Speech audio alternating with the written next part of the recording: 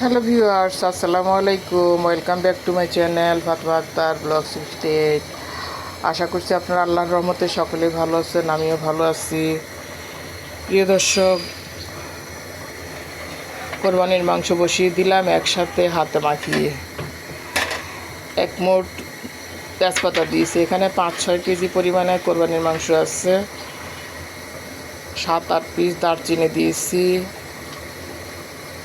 আস্ত জিরা দিয়ে দিয়েছি 4 চামচে 4 চামচ হবে। জিরার গুঁড়া, গরম মশলার গুঁড়া, সব কিছুর গুঁড়া দিয়েছি 4-5 চামচ, 4 চামচে। হলুদের গুঁড়া দিয়েছি 1 মোট, মরিচের গুঁড়া দিয়েছি 1/2 মোট, লবণ, তেল অল্প করে, যেহেতু গরুর মাংসে একটু চর্বি থাকে কেটে ফেলে দিয়েছি।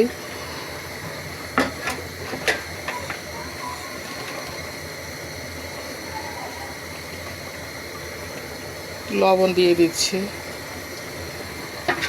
বসিয়ে দিয়েছি। 10 মিনিট হয়, নাড়াচাড়া করে দিচ্ছি। পেঁয়াজ দিয়েছি 1 বাটি কুচি করে কেটে। আদা বাটা, রসুন বাটা, আদা বাটা দিয়েছি 4 চামচে 10 চামচ, রসুন বাটা দিয়েছি 4 চামচে 10 চামচ। সব কিছু দিয়ে হাতে মাখিয়ে সামান্য করে পানি দিয়ে একসাথে হাতে মাখিয়ে গরুর মাংসটা বসিয়ে দিয়েছি। গরম হয়ে এসেছে, আমি এখন নাড়াচাড়া করে এটা ঢেকে দিব।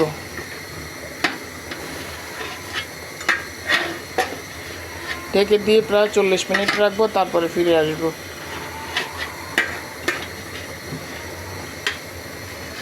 সহজে এটা হাতে মাখিয়ে গরুর মাংস হয়ে যায়।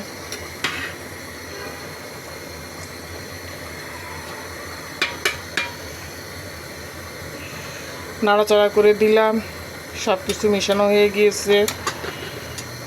এখন আমি এটা ঢেকে দিব। 40 মিনিট পর ফিরে আসছি। কালো এলাচ দিয়েছি 3টি, সাদা এলাচ দিয়েছি 15-16টি,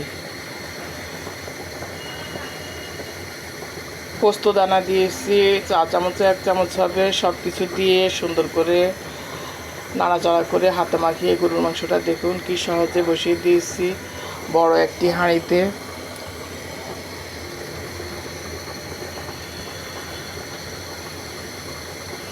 ফিরে আসছি 40 মিনিট পর, এখন এটা ঢেকে দিব।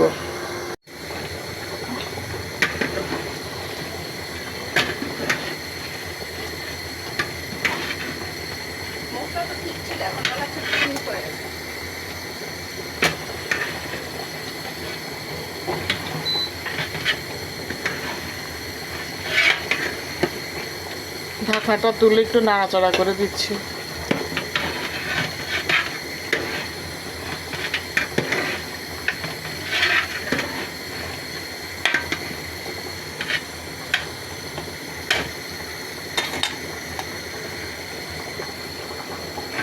আবার ঢেকে দেব। প্রিয় দর্শক, আমার মাংসটা সিদ্ধ হয়ে গিয়েছে, প্রায়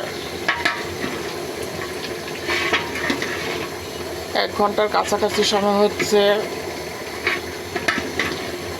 সম্পূর্ণরূপে তৈরি হয়ে গেল হাতে মাখানো কোরবানির মাংসের রেসিপি।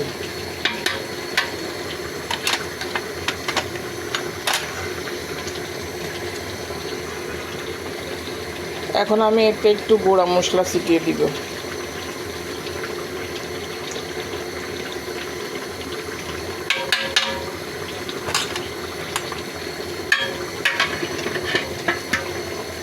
নাড়াচাড়া করে দিব গরুর মাংসটা চতুর্দিক থেকে।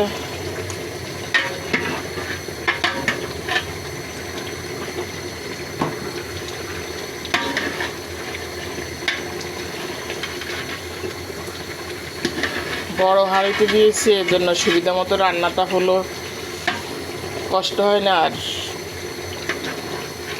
গত বছরও আমি অনেক মাংস একসাথে রান্না করেছিলাম, হাঁড়িটা একটু ছোট দিয়েছিলাম, পরে চেঞ্জ করতে হয়েছে, আরেকটা পাতিল উঠিয়ে নিতে। এবার আর সেই সমস্যাটা হয় নাই, সহজে তৈরি হয়ে গেল। এভাবে কোরবানির মাংস সহজে হাতে মাখিয়ে বসিয়ে দিবেন। বা সারা বছরে যখন বেশি মাংস রান্না করবেন, গরুর মাংসটা হাতে মাখিয়ে বসিয়ে দিলে এটা বেশি মজা হয়। গরুর মাংস আর বেশি কষাতে হয় না, নর্মালি হাতে মাখিয়ে বসে হালকা একটু পানি দিয়ে দিবেন, তেল টেল সব কিছু মিশিয়ে।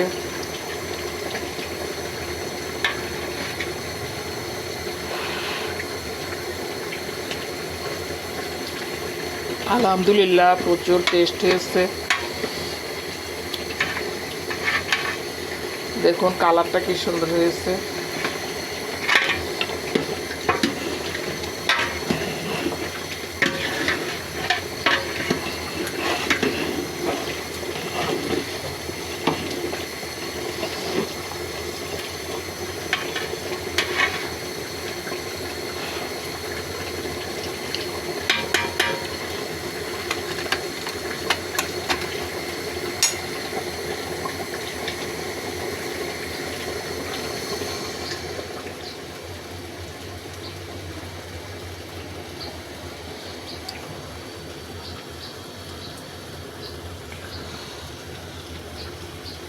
প্রিয় দর্শক দেখুন মাংসটা আমার তৈরি হয়ে গেল একেবারে। এখন আমি এটা চুলাটা বন্ধ করে ঢাকনা দিয়ে ঢেকে রাখবো চুলার উপরে আরও কিছুক্ষণ, তারপরে তুলে নিব। ভালো থাকুন দর্শক, আজ এই পর্যন্ত, দেখা হবে পরবর্তী রেসিপিতে। আল্লাহ হাফেজ, আসসালামু আলাইকুম।